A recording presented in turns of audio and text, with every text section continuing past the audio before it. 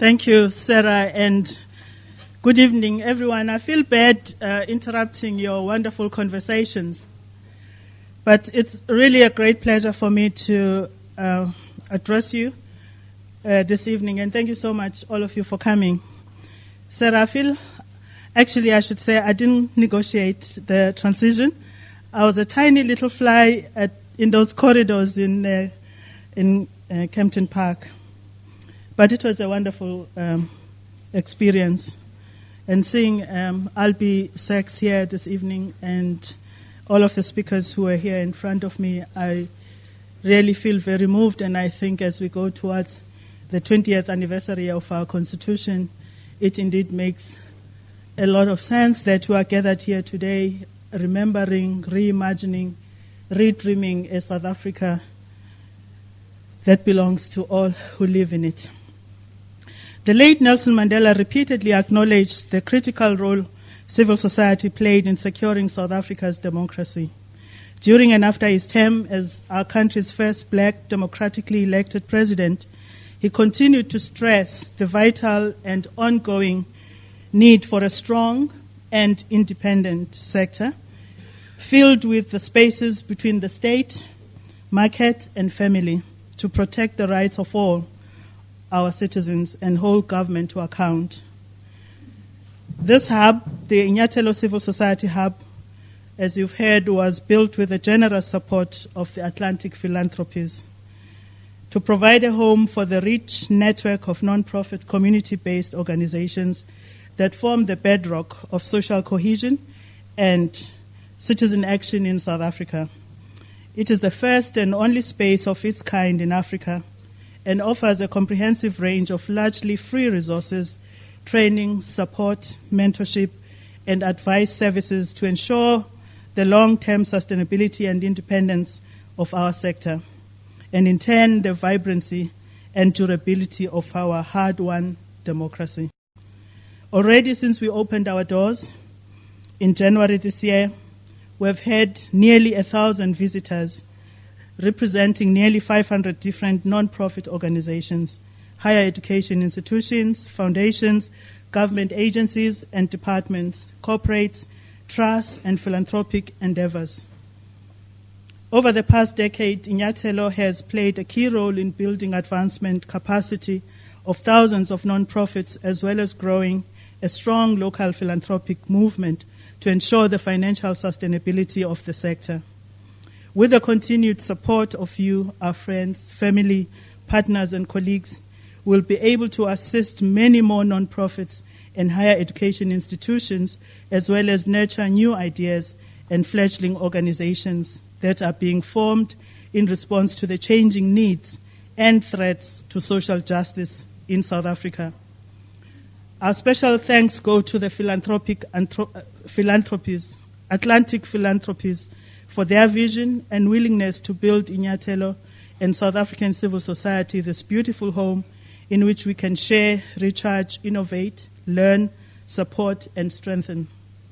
Matthew Bishop, the New York Bureau Chief of The Economist, recently acknowledged how Mr. Charles Finney and his colleagues at the Atlantic have become adept at achieving leverage by identifying when a physical infrastructure can help lift an institution, like you saw with the University of the Western Cape, or organization to a higher level of impact, and how to use it to recruit other funders and even drive systematic change. As Bishop put it, and I quote, "Investing in buildings is really about betting big on the people who will lead and make use of them," unquote. Again, I want to thank the Atlantic Philanthropies for betting big on Inyathelo and believing in our capacity to deliver systemic change. You've heard that we have this wonderful exhibition here this evening. There are 14 photographs representing some of the other capital projects the Atlantic have supported in South Africa.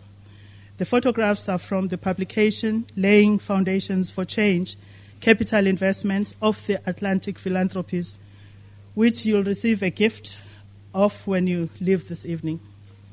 The Atlantic Philanthropies have also donated a number of Jürgen Skadebeck prints, As most of you know, Skadebeck was the chief photographer at Drum magazine for many years and documented pivotal moments and key figures in the struggle against apartheid. He was an early practitioner of social documentary photography in South Africa, along with our friend Omar Bacha, whose work is also represented on our walls. If you have not yet visited Omar Bacha's amazing exhibition, Sit Time, and Omar Bacha retrospective at the Izigo South African National Gallery, I would urge you to do so soon before it comes down on the 2nd of August. We're grateful also to the generous contribution by Philip Morris International and Anglo-American Chairman's Fund. Much of the craftwork you'll find in the center comes from the Kaiskama Art Project, which uses art and craft as a way of generating much-needed income for the communities in and around Hamburg in the Eastern Cape. And the beautiful panels at the back of this auditorium also tell a social story. The designs called Lifelines by Jane Solomon are artistic representations of HIV on a molecular level. And just on that note, I noticed, Professor O'Connell, that you showed the molecule of HIV and next to it, beetroots. But you didn't comment much about it. I thought that was quite interesting. I believe that artists and creative people are very much part of an active civil society. They tell stories of people who often don't have a voice and provide a mirror as well as critical voice in society. I hope you all enjoyed discovering the many South African stories told on the walls of our center this evening. And just as an aside, if you go into the corner over there, you'll see a much younger and slimmer Nozizwe in our organization, the Natal Organization of Women, and thanks to Omar for capturing that moment. The Inyathelo Civil Society Hub is a great space for us to work together to rebuild, re-envision, and reimagine a strong civil society sector, ensuring a vibrant democracy through active citizenship. We often think of leadership only in terms of those holding political power, the government and political parties. While indeed these sectors hold immense power, they constitute only a small fraction of those who ensure our society works. Like you saw, the universities continue to work, the courts continue to work, business continues to work, so our society continues to get stronger. I want to quote Eusebius Makeza, who recently was at a dialogue organized by Inyathelo, at which Chikululu helped to facilitate. He said, and I quote, he said, South Africa has experienced neither a chronic nor systemic lack of leadership. Many areas of civil society, business, religion, education, and some government sectors operate under guidance of experienced and successful leaders who accomplish both the necessary and the exceptional with vision and resolve. We come from a past with a rich legacy of mobilization. And just a while ago, I was showing Disetso Mulobi, who is here among us this evening. Disetso, would you like to rise? A picture of her father, Eric Mulobi, who founded the Kagiso Trust, which is celebrating 30 years of existence this year, and received an award at the African Grant Makers Network. So we really appreciate that history and what we've learned from it.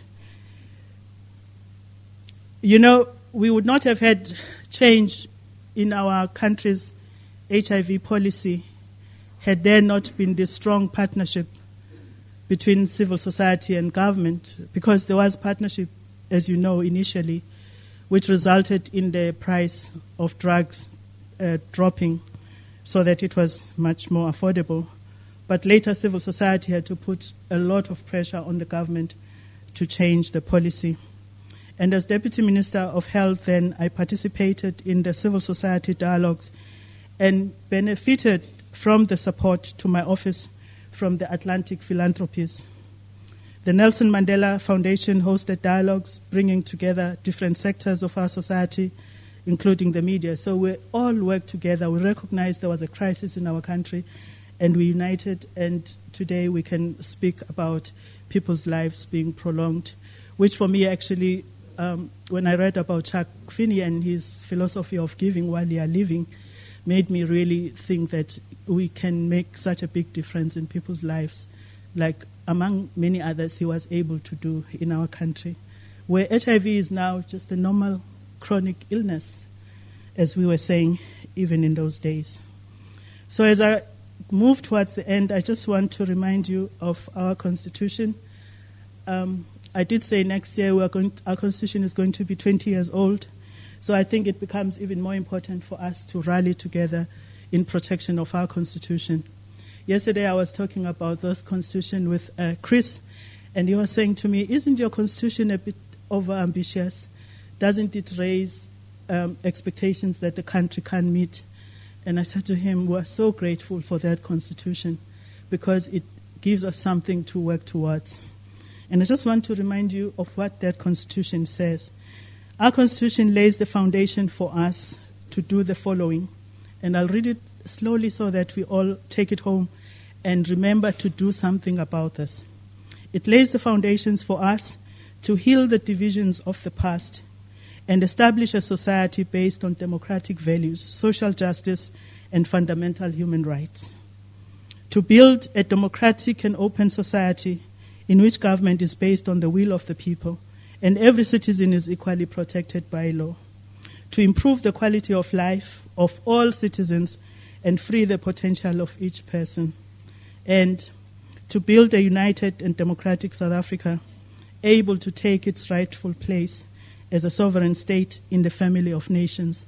Sheila has said that she thinks that we should have the Constitution taught at our schools because indeed it gives us something to work towards.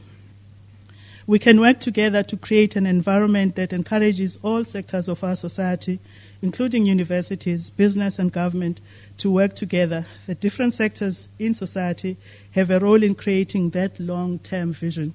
So it is possible. You know, in the 80s, I would say the slogan, freedom in our lifetime, because Tambo said it. But I wasn't sure I believed it, that I would see change in my country in my lifetime. So if we indeed hold up the vision of the kind of South Africa that our Constitution envisages, then indeed we can realize this. As I close, I want to thank Sheila for her visionary leadership. I know this is an emotional moment for all of us because you saw the staff at Inyathelo. We pulled together. It's such an amazing space. And it's what it is because of what Sheila has made it into. Thank you so much, Sheila.